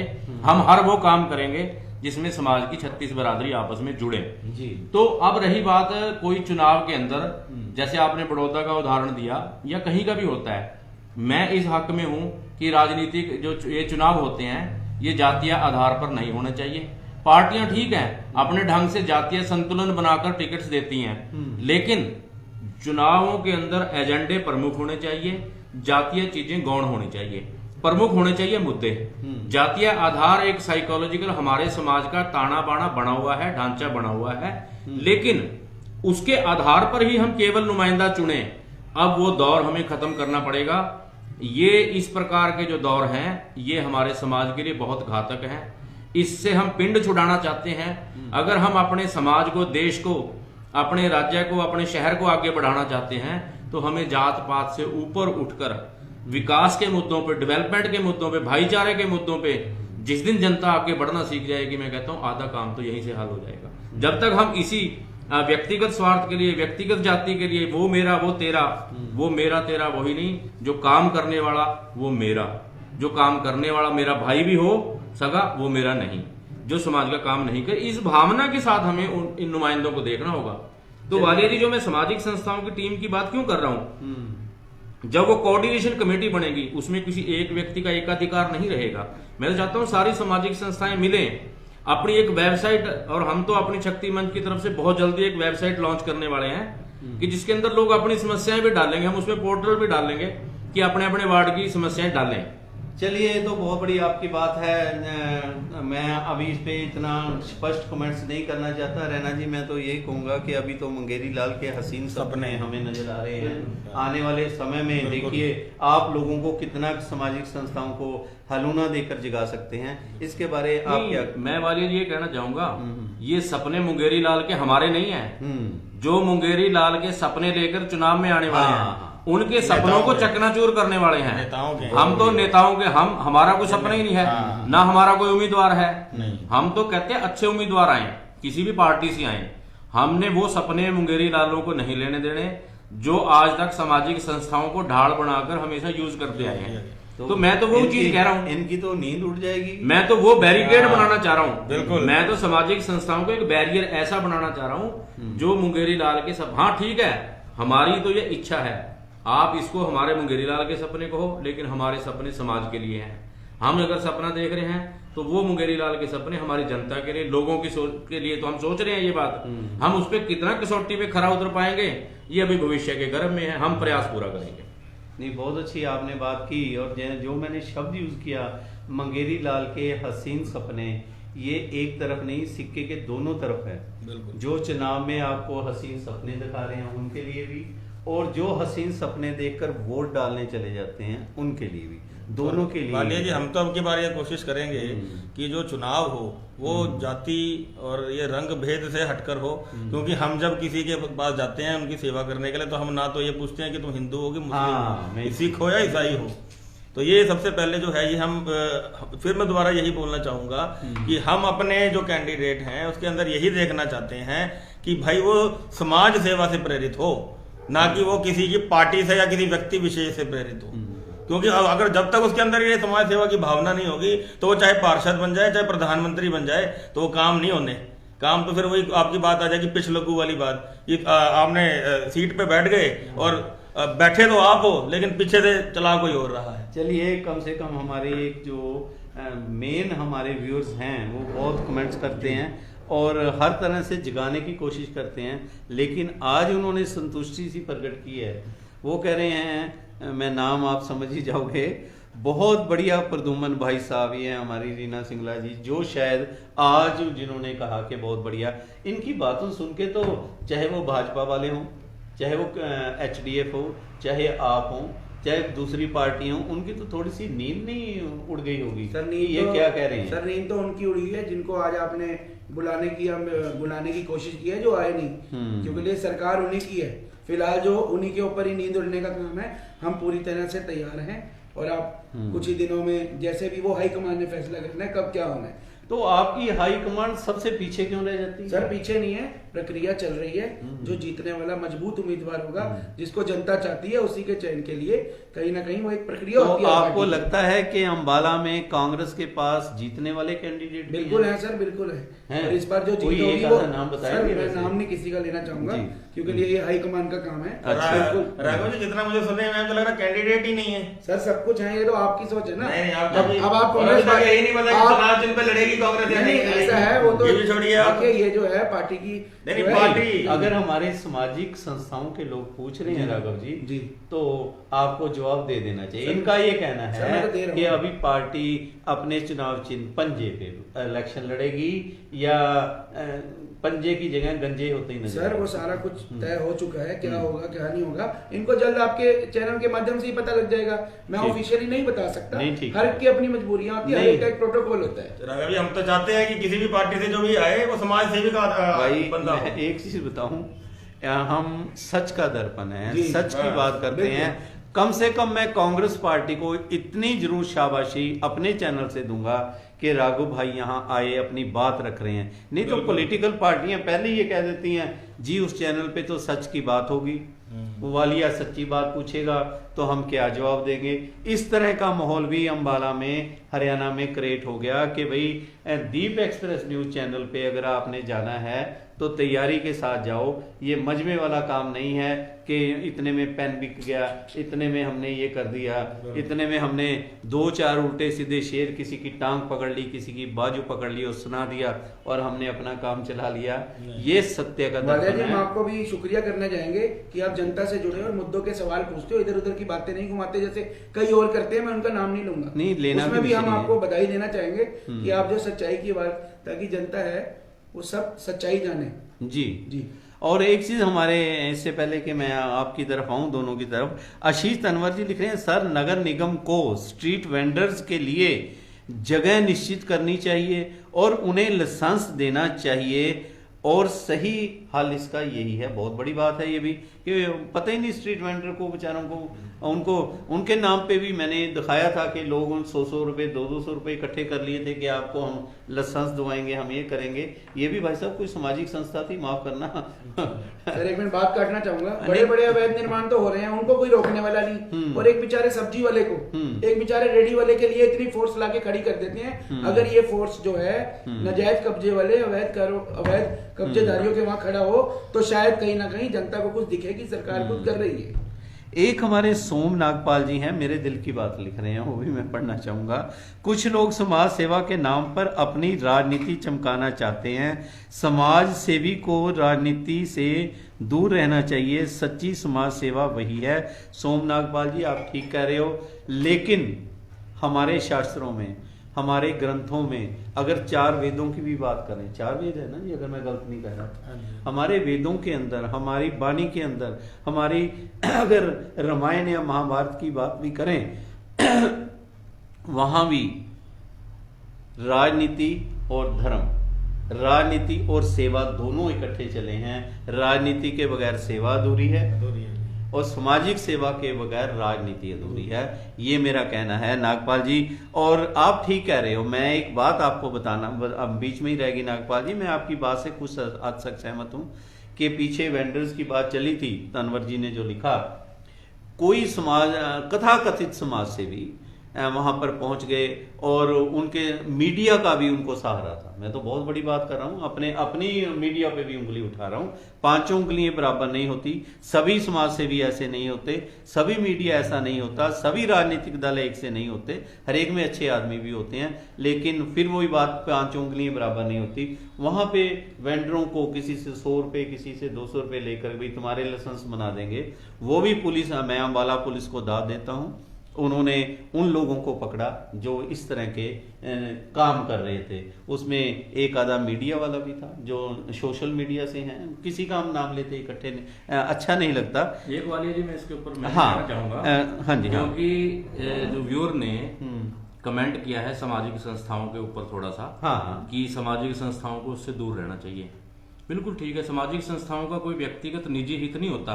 जब वो समाज सेवा भी कर रहे होते हैं या राजनीतिक मुद्दे पे एक जागरूक नागरिक होने के नाते को कमेंट कर रहे होते हैं। मैंने एक संस्था के अंदर एक डिबेट सुनी थी एक जी, कि वो बात थी कि जब हम समाज सेवा के अंदर दो चीजें आती हैं, कहते हैं कि अध्यात्म और समाज सेवा जी, मैं मिश्रण की बात बता रहा हूँ कि मिश्रण बेटर रिजल्ट कैसे देता है। कहते हैं यदि सामाजिक व्यक्ति के अंदर अध्यात्म भी है तो बेटर रिजल्ट आएगा, क्योंकि उसको भगवान का डर रहेगा, समाज सेवा करते हुए कोई गलत काम नहीं करेगा। दूसरा, राजनीतिक क्षेत्र के अंदर यदि समाज सेवा की भावना भी का मिश्रण हो जाएगा तो उसका बेटर रिजल्ट आएगा। समाज, हम एक दर्पण तो बन सकते हैं, जैसे दीप एक्सप्रेस न्यूज इन्होंने लिखा कि सच का दर्पण है, तो समाज सेवी हम एक आईना तो दिखा सकते हैं ना। क्या समाज सेवियों का ये नैतिक कर्तव्य नहीं बनता कि समाज के अंदर चुन के कुछ अच्छे लोग आए? क्या उनको एक आईना बन के लोगों का सामने शीशा दिखाने के लिए नहीं आगे आना चाहिए? ये एक बहुत ही बड़ा इंपॉर्टेंट इश्यू है, डिबेट का इश्यू है। मैं कहता हूँ ठीक है, स्वार्थ नहीं होना चाहिए, सामाजिक संस्थाओं के लिए वो सीढ़ी ना हो, वो तो मैं आपकी मानता हूं बात, और निजी हित के लिए ना हो, लेकिन समाज के हित के अंदर यदि वो कहीं जिस प्रकार की हम कोऑर्डिनेशन कमेटी की या कोई काम कसने की होना बात चाहिए तो बेटर रिजल्ट देगी, वो लोगों के भले के लिए होगा। क्योंकि वो निस्वार्थ भाव से, सामाजिक संस्थाएं निस्वार्थ भाव से, कोरोना में उनको क्या स्वार्थ था? कौन सा उनको तमगा का मिलना था? लेकिन फिर भी सड़कों पे लोग क्यों चलते रहे? क्या उनके अंदर स्वार्थ था? आज यदि लोग हमारे कंधों पे रख के बंदूक आज सत्ता की सीढ़ियां चढ़ना चाहते हैं, तो क्या समाज सेवी केवल सीढ़ी बने? नहीं, हम सीढ़ी तो बनेंगे लेकिन एक सजग सीढ़ी बनेंगे। जिसने हमारे ऊपर पांव रख के ऊपर चढ़ेगा उसको हम गिराने की ताकत भी हमें रखनी पड़ेगी।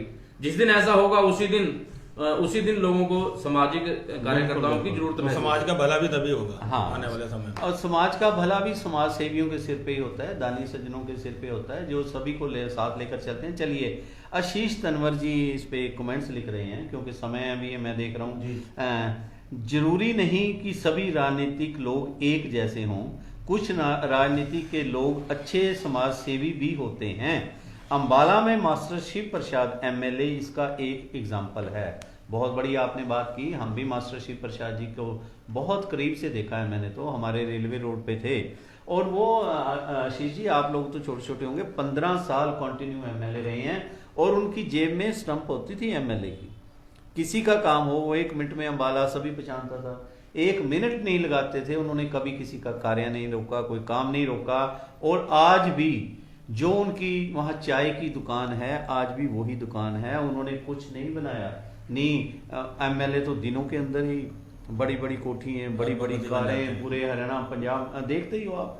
चलिए आशीष तनवर जी, आपने एक बहुत बड़ी बात की, इसके लिए हम हमारे स्वर्गीय एमएलए शिव प्रसाद जी को हम सल्यूट करते हैं कि कम से कम उनसे ही कोई सीखे कि भाई किस तरह समाज सेवा और राजनीति इकट्ठी कैसे होती है। हम आपका बहुत बहुत धन्यवाद करते हैं।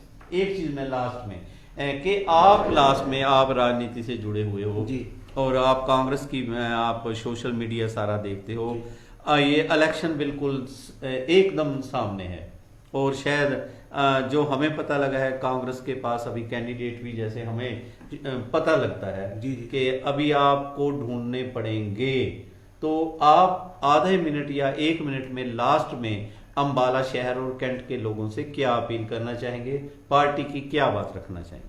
सर, मैं सबसे पहले तो आपकी बात का जवाब देना चाहूँगा कि हमारे पास 20 के 20 वार्डों में सक्षम है, शहर में जी, ठीक है, सक्षम है।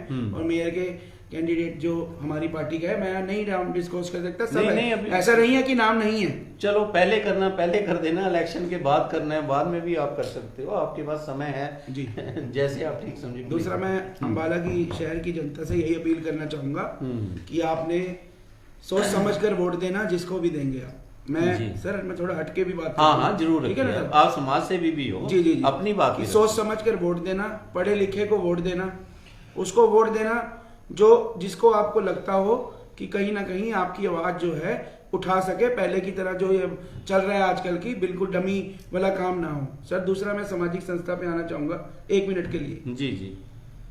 मेरी कोई सामाजिक संस्था पर्टिकुलर की बात नहीं कर रहा, कुछ एक हैं, जी। देखो बहुत हाँ, बढ़िया भी जल्दी- होती हैं, जल्दी बहुत में। बढ़िया भी होते हैं और वो भी होते हैं थोड़े बीच में। तो मैं यही कहना चाहूंगा कि कुछ लोग जो हैं सामाजिक संस्था के नाम पर पहले तो सामाजिक संस्था का नारा लेके उसके बाद उन्हीं लोगों को जिनको जनता नकारने का काम या मार्केट में आवाज होती है उन्हीं का साथ देने का काम करती है। तो मेरी हाथ जोड़ के विनती है ऐसा ना करें।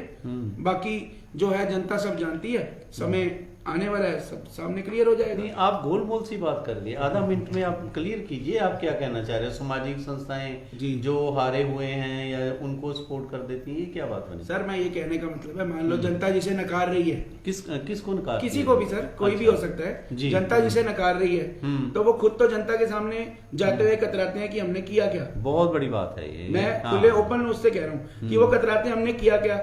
फिर वो 1-2 सामाजिक संस्था के जो उनके प्रेम मित्र होते हैं उनके माध्यम से ये कहते हैं नहीं हम इसका साथ देंगे, नहीं होगा तो हम इसका कान पकड़ के, देसी लैंग्वेज में इसका कान पकड़ के काम कराने की हिम्मत रखते हैं। तो जनता को उसके बारे में भी सोचना होगा। आप बहुत बड़ी बात कर रहे हो, जनता को सोचना होगा।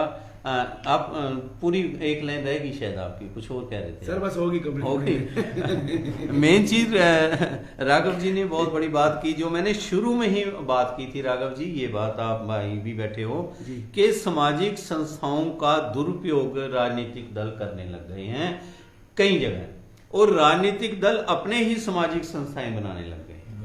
ABC उस पे हम कोई भी नाम रख लें और फिर उन्हीं को हाईलाइट करते हैं, उन्हीं को ग्रांटें देते हैं, वही ग्रांटें हम दूसरी तरह यूज करते हैं। मैं जो कह रहा हूं, मैं अभी आपसे जवाब लूंगा। ललित बंसल हैं हमारे व्यूअर्स, ये भी बहुत प्रोग्राम हमारा अच्छी तरह देखते हैं। ये कह रहे हैं वालिया सर, अंबाला शहर में खासकर सेक्टर्स में, आपको पूछ रहे हैं वो सेक्टर में चोरियों की घटना बहुत ज़्यादा हो गई हैं, उस पर आपके पैनल की क्या राय है? और साथ ही मैं इनका दूसरा वो भी ले लूँ, सब पार्टियों को चुनाव में समय ही जनता के मुद्दे क्यों याद आते हैं? जनता ने कांग्रेस को नकारा है, उस पर आपकी क्या राय है? ये सारी बातें मैं ये सामाजिक संस्थाओं के 2 नुमाइंदे हैं, उन पर छोड़ता हूँ, फिर मैं निष्कर्ष पे आता हूँ।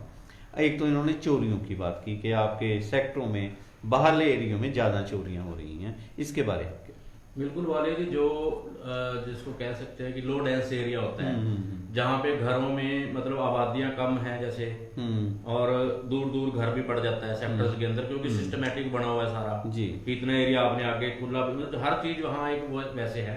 और ज्यादातर सेक्टरों में क्या है, किसी के बच्चे बाहर चले गए या कई बार घर पे बुजुर्ग अकेले रहते हैं, तो लोग क्या करते हैं आजकल, कोई मान लो रेकी कर रहा है और बड़ी आसान हो जाता है ऐसे स्थानों पे रेकी करना। अब आप जो जिसको कह सकते हैं हाई डेंस एरिया है शहर के अंदर, जहाँ घनी आबादी है, वहाँ महिलाएं पुरुष सारे लोग बाहर भी बैठे रहते हैं। बलदेव नगर जैसे एरिया में आप चले जाओ तो लोग आपको अमूमन आपके रिश्तेदारों तक को जानने वाले होते हैं, गली वाले सबको जानते हैं। सेक्टर्स के अंदर थोड़ी सी प्रॉब्लम ये है कि लोग अभी सोशल दायरे में थोड़ा थोड़ा दूर होते जा रहे हैं। चलिए इसमें एक तो इसलिए चोरियों की घटनाएं ऐसे स्थानों पे ज्यादा बढ़ रही हैं। और लेकिन इसके लिए भी जो वहां के नुमाइंदे होंगे, ये एजेंडा रखा जाएगा उसके अंदर कि क्या वो सीसीटीवी कैमराज और दूसरी सुविधाएं जिससे चोरियों पे अंकुश लगाया जा सके, ऐसा होना चाहिए, वो हम करेंगे। इसके लिए हमारे सेक्टर 9 के जो हमारा थाना पड़ता है, उन्होंने 2 से 4 चोरों को पकड़ा भी था। और उनके एसएचओ मिस्टर शर्मा है, शर्मा जी हैं। उनसे पहले कौन थे? उनसे पहले थे मिस्टर हमीर सिंह। हाँ, हमारे स्टूडियो में हमीर सिंह आए थे जब पीछे चोरियां हुई थी, हमने यही मुद्दा उठाया था बंसल जी, और वो जवाब देकर गए थे, बता कर गए थे कि कितने चोर कैसे पकड़े। और देखिए आपने कांग्रेस को नकार दिया, साथ ही साथ आप इसमें कांग्रेस का कोई कसूर नहीं है, क्योंकि ना तो कांग्रेस सरकार में है, जब कांग्रेस को तो नकार ही दिया। ये तो आप हमारे एमएलए साहब हैं, हमारी प्रशासन जो है हमारी, आपने बहुत बढ़िया किया कि आपने हमारे से भी ये राय ली। हम आपको ये राय देंगे कि आप अपने चैनल पे दीप एक्सप्रेस न्यूज पे अपने विचार खुले रखिए, हम प्रशासन तक, सरकार तक आपकी आवाज पहुंचाएंगे। एसपी साहब से भी हम बात करेंगे, और जो अब एसएचओ हैं मिस्टर शर्मा बहुत बढ़िया हैं, हम उनसे भी बातचीत करेंगे कि कम से कम गश्त तेज होनी चाहिए, शहरों में पूरी ये होनी चाहिए। और अंत में मैं आपसे एक सचदेवा जी, आपसे, रैना जी, आपसे और आपसे, और जो हमारे भाजपा के भी साथी ये प्रोग्राम देख रहे हैं उनसे, और सब पता लग जाता है कौन प्रोग्राम देख रहा है, कैसे देख रहा है। तो मैं सभी राजनीतिक दलों से, HDF के राजनीतिक दल जो कैंडिडेट हैं उनसे, अकाली दल या जो आज़ाद लड़ रही हैं हमारे मिसिस बलबीर सिंह, उनसे जो डिक्लेयर हुए हैं अभी या आपके डिक्लेयर होंगे, हम सामाजिक ऑर्गेनाइजेशंस के साथ जो कैंडिडेट हो उनके साथ, क्या वो मेयर बनके क्या काम करना चाहते हैं, क्या नहीं करना चाहते, दीप एक्सप्रेस न्यूज आपको एक मंच देगा। आप अपनी बात रखिए, उसमें हम सवाल जवाब पहले उसमें नहीं करेंगे। आप जो कहना चाहते हैं किसी भी पार्टी का हो, अपनी बात रखिए। हम तेजिंदर वालिया आपको पूरा मौका देंगे। हम आधे घंटे की डिबेट नहीं कहूंगा, डेक्लामेशन यू नो वेरी वेल, कि आप अपनी बात रखिए, आप अपने विचार प्रकट करिए, लोगों तक लेकर आइए, हमें अच्छा लगेगा। उसके बाद ओपन मंच पे हम चाहेंगे कि सामाजिक संस्थाओं के साथ, मैं खास तौर पर आप लोगों का ध्यान लेना चाहूंगा कि कई सामाजिक संस्थाओं ने हमें ये कहा कि वालिया जी आप ये करो, हम आपके साथ हैं। उसमें ये होगा कि हम ओपन मंच के ऊपर सभी कैंडिडेट्स को बुलाकर बातचीत रखें और आप लोगों की सामाजिक संस्थाएं जो हैं वो सामने बैठें और उनसे बातचीत करें अंबाला के विषय पे। हमने उसके अंदर ये कोई गंदी राजनीति नहीं, कोई किसी का पक्षपात नहीं, सत्य की बात करेंगे, सच का दर्पण आप तक लेकर आएंगे। इसके बारे आप आधे मिनट में क्या बात करेंगे, क्योंकि समय बहुत हमारा आज ज्यादा हो गया। सर बहुत बढ़िया सुझाव लगा मुझे, ऐसी डिबेट होनी भी चाहिए जो जिस तरह की बात आपने कही। तो मैं तो बस ज्यादा शॉर्ट में इतना ही कहना चाहूंगा कि हमारी पार्टी में हम तैयार हैं इस तरह की डिबेट के लिए। शुक्रिया, मेहरबानी। रैना जी आप क्या कहेंगे? वाली जी मैं तो एक यही बात कहना चाहता हूँ, जो अभी आपने बोला कि हमारा एक मंच तैयार होगा, तो उसके से निकलकर जो कैंडिडेट्स आएंगे, मुझे आशा है कि वो देश की हमारे वार्ड की और हमारे जो हमारा सिटी है उसकी सेवा में अग्रणीय होंगे और वो जनता की से जुड़ी हुई समस्याओं को आगे नगर निगम में उठाएंगे भी और उनको पूरा करने का काम भी करेंगे। आप क्या कहेंगे जो मैंने कहा? बिल्कुल वालिया जी, आपने मेरे मन की बात कह दी। मैंने अंत में सोचा था कि वालिया जी अभी तक तो हमारी सामाजिक संस्थाओं को कटघरे में थोड़ा सा खड़ा कर रहे हैं, थोड़ा खींच रहे हैं, नहीं कि अंत में जाके मैं भी थोड़ा सा मीडिया वालों को खींचूंगा कि मैं ये कहना। लेकिन उससे पहले ही पता नहीं वालिया जी को मेरी बात मन की समझ में आ गई। जहां प्यार होता है मन की भाव भी समझ जाते हैं। तो बहुत अच्छा इन्होंने कहा, इस सारे इलेक्शन के दौर के अंदर मीडिया का बहुत अच्छा रोल होना चाहिए। जिस प्रकार हमने तय किया है कि सामाजिक संस्थाएं अपना रोल अदा करेंगी नकेल कसने का, ये लोकल चुनाव है, आपको कैमरे लेके गली गली मोहल्ले मोहल्ले बहुत घूमना पड़ता है। आपको बरसात के दिनों में में अपने पैंटे पजामे ऊपर उठाकर गलियों में घूम घूम कर लोगों को दिखाना पड़ता है। ऐसी नौबत ना आए, उसके लिए हमारे मीडिया के साथी, जिस प्रकार वालिया जी ने कहा, दीप एक्सप्रेस न्यूज चैनल ने भी कहा है कि यहाँ पे डिबेट करवाएंगे। मैं कहता हूं कि इसी प्रकार की डिबेट्स खुले मंच वार्ड वाइज भी लगाए जाएं। जैसे आपने देखा है कि दिल्ली में और बहुत जगह पे हमारी एक अदालत लगती है, खुली अदालत, खुले मंच जनता की अदालत लगाई जाए।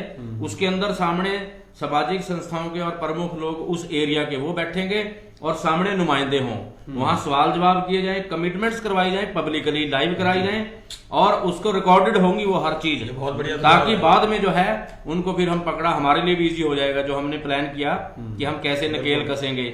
ये भी उसका, क्योंकि मैंने अंत में जब कंक्लूड करना था तो मैंने आपसे अपील करनी थी कि वालिया जी ऐसी एक मुहिम चलाई जाए और आपने स्वयं से कह दिया। तो मैं तो दीप एक्सप्रेस न्यूज चैनल को तो सबसे पहले कहूंगा ही कहूंगा, क्योंकि मैं यहाँ मंच पे बैठा हूँ। बाकी सोशल मीडिया जगत को भी मैं कहूंगा कि इस प्रकार के कार्यक्रमों के आयोजन आप करवाएं। देखना सच में एक शहर को अच्छे नुमाइंदे मिलने में, एक बहुत बड़ी लोगों को चुनने में सहयोग मिल जाएगा। तो दो पिलर, यदि सामाजिक संस्थाएं और एक तरफ मीडिया, ये दो पिलर अगर समाज के साथ पूरे जोर शोर से खड़े हो जाएंगे तो कोई ताकत नहीं है कि इस बार जो है किसी प्रकार से चाहे कोई मीडिया को प्रभावित कर सके या सामाजिक संस्थाओं को प्रभावित कर सके। ये बहुत अच्छी बात है। और मैं फिर ये कहूँगा कि देखिए, साथी हाथ बढ़ाना रहे। अकेला ना तेजिंदर वालिया कोई काम कर सकता है, ना प्रद्युम्न सचदेवा जी आप कर सकते हो, ना रैना कर सकता है, ना आप राघव जी कर सकते हो, ना हमारे विधायक कर सकते हैं। कोई भी अकेला आदमी काम नहीं कर सकता, साथी हाथ बढ़ाना नहीं, आपस में मिल के चलना होगा।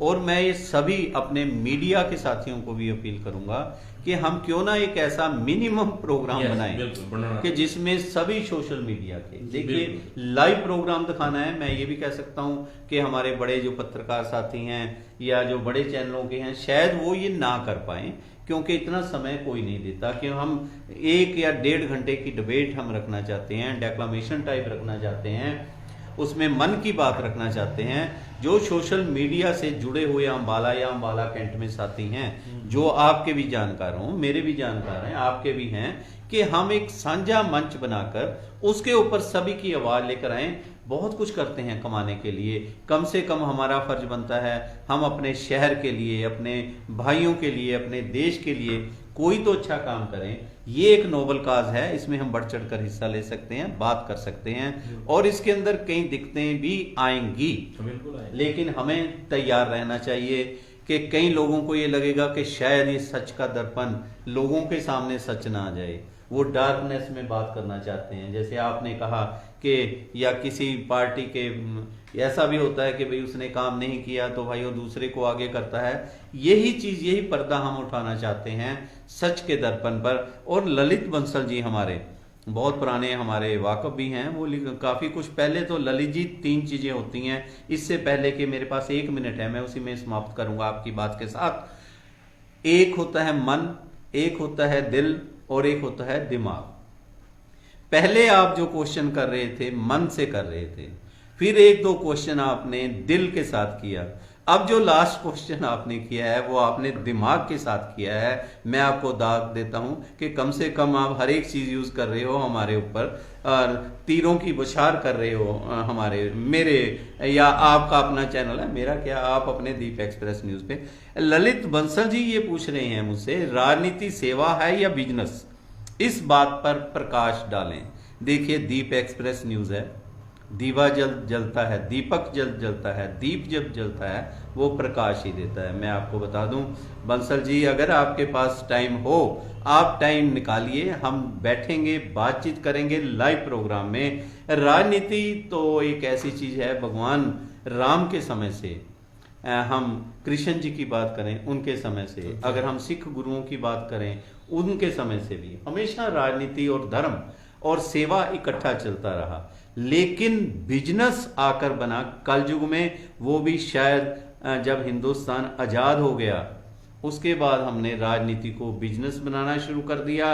और आपके अंबाला शहर में राजनीति किसने ज्यादा बिजनेस में बदली, बंसल साहब मेरे से ज्यादा आप जानते हो। हम नहीं चाहते कि हम किसी का ओपन नाम लें या किसी भी पार्टी का हम बात करें। हाँ, राजनीति एक सेवा के साथ साथ ये भी है, आत्म सम्मान की बात होती है राजनीति। आपके साथ पब्लिक कहां तक खड़ती है ओपन में, ये होती है राजनीति। अगर हम 6-6, 8-8 गनमैन लेकर घूम रहे हैं तो फिर आप जानते ही हो राजनीति के साथ बिजनेस कितना चल रहा है, बिजनेस के साथ आप अपने आप को कितना कुछ लेकर चल रहे हो।